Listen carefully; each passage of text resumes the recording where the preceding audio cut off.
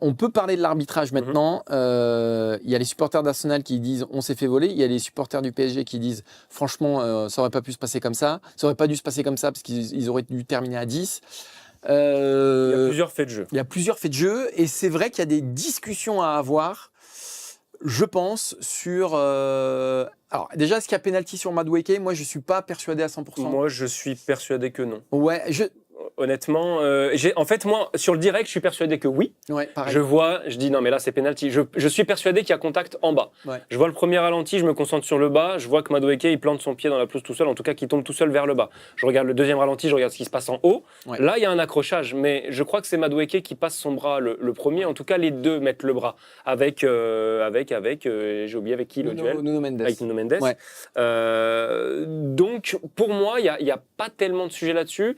Et pour moi, Arsenal peut même relativement s'estimer heureux sur ce qui s'est passé en termes d'arbitrage. Parce que Mosquera qui finit le match, non, il finit pas le match, il est remplacé, mais pour moi, il doit se prendre un jaune, se prendre un jaune sur le penalty de Kvara. Il en a déjà un. Peut-être que l'arbitre se dit à ce moment-là, double peine.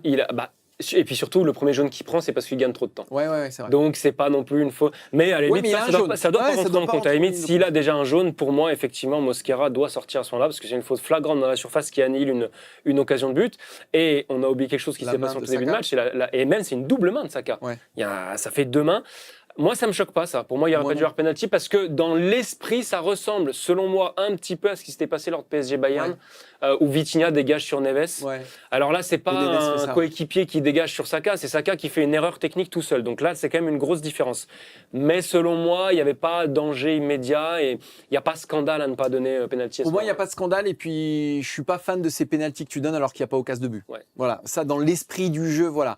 Après, pour moi, Mosquera, il ne doit pas finir le match, il doit se prendre le jaune sur le VAR. Donc, s'il y a une erreur d'arbitrage, elle est plutôt en faveur d'Arsenal qu'en faveur du PSG, parce que sur Madueke, pour moi, je te rejoins à 100%, il n'y a pas pénalty. Et après, globalement, j'ai trouvé que l'arbitre, en première période, était relativement gentil avec Arsenal. Il a mis du temps. Il a mis du temps à sanctionner aussi le gain de temps des Gunners. Il a fini par le faire. Et après, je trouve qu'il est... Mais voilà, juste sur Mosquera, ça peut se comprendre. Ça peut se comprendre, mais quand même, j'aurais mis un rouge à Mosquera. Après, j'ai trouvé que c'était presque la caricature inverse en seconde période de l'arbitre, c'est-à-dire que j'ai l'impression qu'il a réalisé à la mi-temps ce que Arsenal avait fait en première et qu'il s'est dit je vais revenir. C'est simple, première touche de Mosquera, carton jaune direct. Après, Havertz, alors il l'a joué un petit peu filou plusieurs fois, mais il n'a plus sifflé aucune faute en faveur de Kai Havertz dès qu'il était au duel dos au jeu avec Marquinhos ou Pacho. Donc j'ai trouvé qu'à la fin, il donnait vraiment plus rien du tout à Arsenal, qu'il a eu du mal à trouver entre la première et la deuxième son entre-deux, mais l'arbitrage n'a pas eu, selon moi, d'impact immédiat sur le... C'est ce que j'allais dire. On peut pas dire que l'arbitrage avait tourné cette finale. Parce que là, on lit que ça. Enfin, là, il y en a beaucoup dans les commentaires et j'en ai lu beaucoup aussi sur les réseaux. Les supporters d'Arsenal doivent être frustrés. Ouais, quand tu vois la réaction d'Arteta, mais pour moi, elle est démesurée par rapport à ce qui s'est vraiment passé.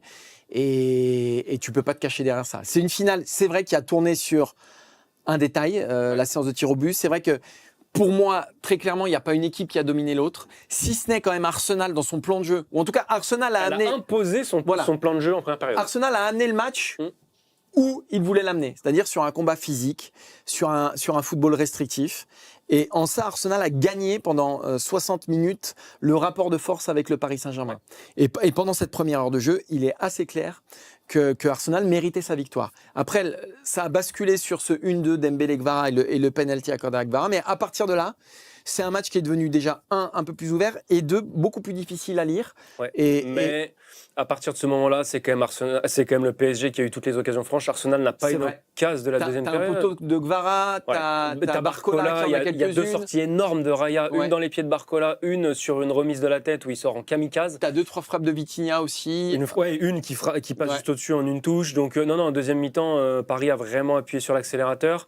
Et en fait, ils ont fait craquer Arsenal sur ce qui était selon moi la seule faille défensive des Gunners, c'était ce couloir droit avec Mosquera. Quand vous regardez le 11 de la défense, Hincapié, sacré défenseur, la charnière, on n'en parle pas, Gabriel, il fait quand même un match avant son tir au but raté qui est extraordinaire. Et Mosquera, c'était la seule faille. Normalement, c'est Timber le titulaire. Il fait d'ailleurs une belle entrée, mais il revenait là.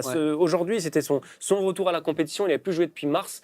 Donc ça, pour moi, c'est ce qui a coûté cher à Arsenal dans le plan défensif. C'est une toute petite défaillance individuelle et on on aurait pu deviner qu'elle viendrait de là. Ouais, la fin de match d'Hincapié aussi, qui a vraiment eu du mal. Là, Arteta, pardonnez-moi du langage, il merde un petit peu, je trouve, là-dessus.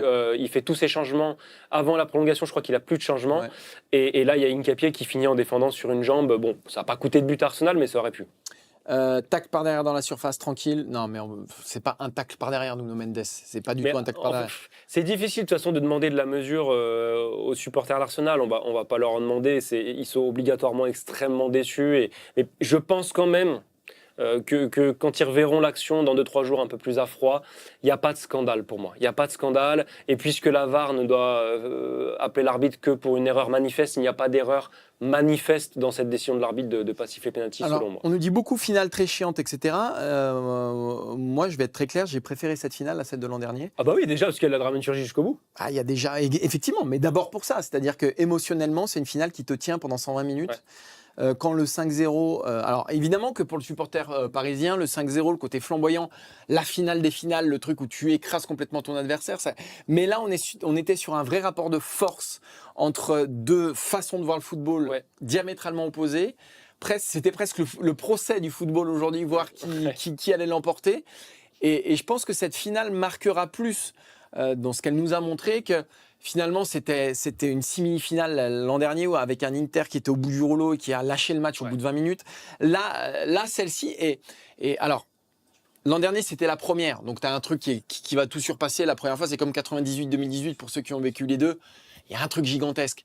Mais si tu dois te souvenir dans 20 ans de ce que tu as ressenti, bah moi, cette finale-là, et puis pour une fois que la France gagne une finale au tir au but aussi, bah moi, elle m'a plus transporté cette finale-là que la finale de l'an dernier. Moi, je crois que j'étais d'accord avec toi au tout départ, mais alors quel titre? Voilà, 2025, 63%. Et ben moi, je crois, au tout début de ton intervention, que j'étais d'accord avec toi.